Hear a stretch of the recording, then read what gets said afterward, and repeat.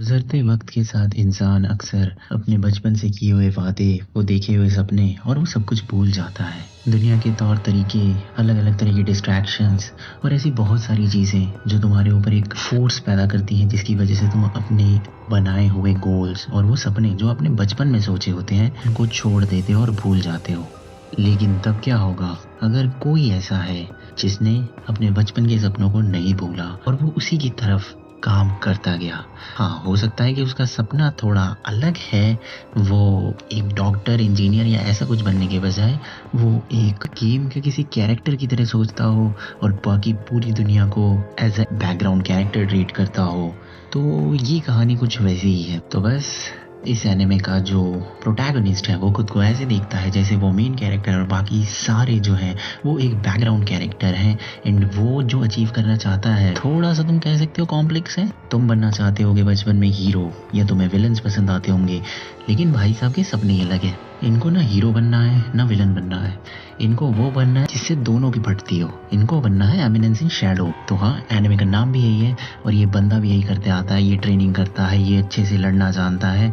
अपने real world में ये बचपन से ही उस सपने के पीछे भागता है जिसको अक्सर लोग छोड़ देते हैं और उनके बारे में भूल जाते हैं और चीज़ों को सोसाइटी के पर्सपेक्टिव से देखना स्टार्ट कर देते हैं। बट ये बंदा ना भाई, ये ना मानने से ये बनना चाहते हैं एमिनेंस इन शैडो। और रियल वर्ल्ड में तो मैजिक जैसी या ऐसी चीज़ों की तो कोई वो है नहीं। तो एज ऑलवेज जैसे इसी काई में होता है, इनको ट्रक को ना के मारता है और ये चले जाते हैं दूसरी दुनिया में।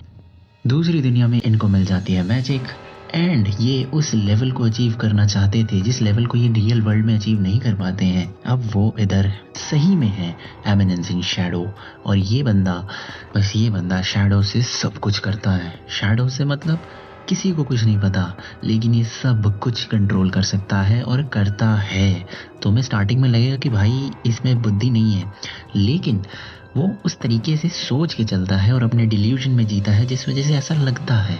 काफ़ी सेल्फिश लगेगा एंड आई थिंक एक तरीके से सही भी है, बिकॉज ये अपने एम को लेकर, अपने मोटिव को लेकर बहुत ज़्यादा क्लियर था।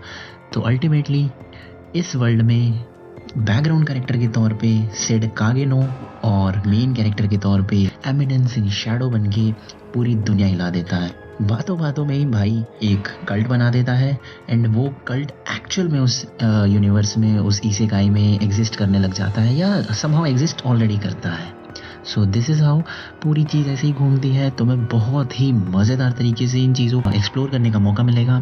मेरे लिए ये isekai I would say number 1 और नंबर 2 पे ही कहीं पे रैंक कर रहा है, बिकॉज यू नो इसेकाई में डेवलपमेंट बहुत अच्छी नहीं होती है एंड स्पेशली प्लॉट बहुत ज़्यादा फ्लॉड होता है, वही सेम चीज़ कंटिन्यूसली चलती जाती है।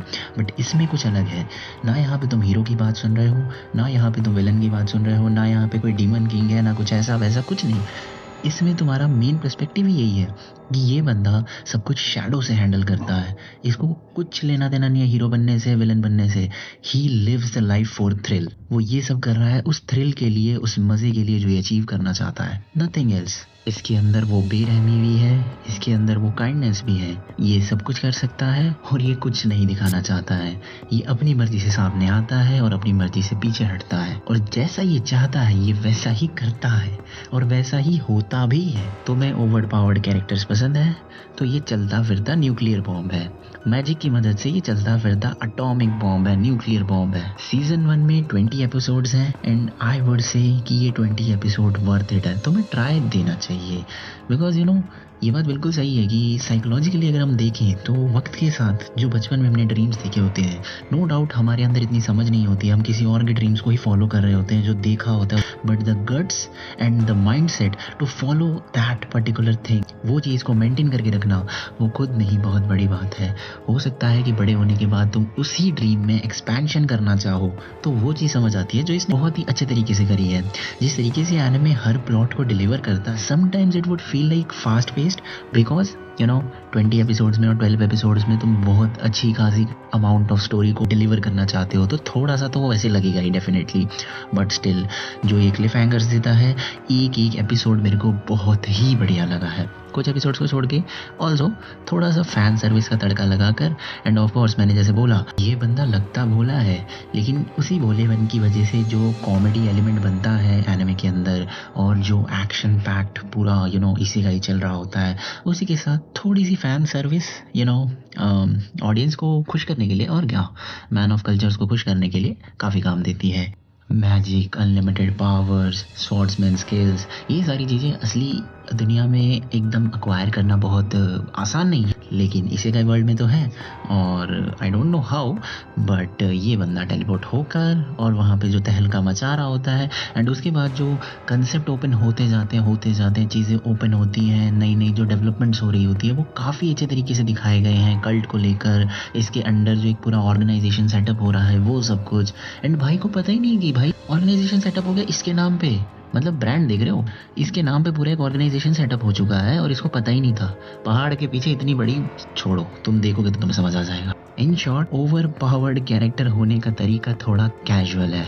मैं यहाँ पे स्टोरी को रिकैप या रिव्यू करने नहीं आया था, बस अपने ओपिनियन देने आया था। इसके अलावा इसका सीजन 2 खत्म हो चुका है एंड सीजन 2 का एंडिंग भी बहुत प्यारा रहा, काफ़ी अच्छा क्लिफ हैंगर है उसमें। And bro seriously I was shocked but the way they delivered the last episode of season 2 also was legit such a great piece of work. आमतौर पे इसी का पे वही टिपिकल डीमन किंग एंड ये सब चलता रहता है, बट यहाँ पे चीज़ें अलग है एंड काफ़ी अलग तरीके से, अलग पर्सपेक्टिव से देखने को मिलती है। कई बार तुम्हें डीमन के पर्सपेक्टिव से देखने मिलेगा, कई बार तुम्हें हीरो के पर्सपेक्टिव से तो बहुत बार देखने मिलता है, कई बार तुम्हें किसी अलग फोर्स के थ्रू देखने को मिलता है। बट यहाँ पे ये बंदा ना हीरो है, ना विलन है, ना कुछ है, ये तुम डिसाइड करो कि भाई ये है क्या। बेरहम भी है, अपने मकसद के लिए कुछ भी कर सकता है एंड दूसरों को बचाने के लिए, या कह सकते हो कि करते करते 2 सीजन हो गया भाई मैं खुद नहीं समझ पाया कि इसका कैरेक्टर है क्या, ये एग्जैक्टली क्या चाहता है। ये जिस तरीके से इसका पोर्ट्रेयल है एंड काफी ही मैजेस्टिक तरीके से एंट्री से लेकर सब कुछ काफी कूल, वही है ना, the urge to feel the thrill, ये इसके अंदर बहुत ज्यादा प्रेवलेंट है एंड इस वजह से ये ना हीरो है ना विलन है, ये है द एमिनेंस इन शैडो।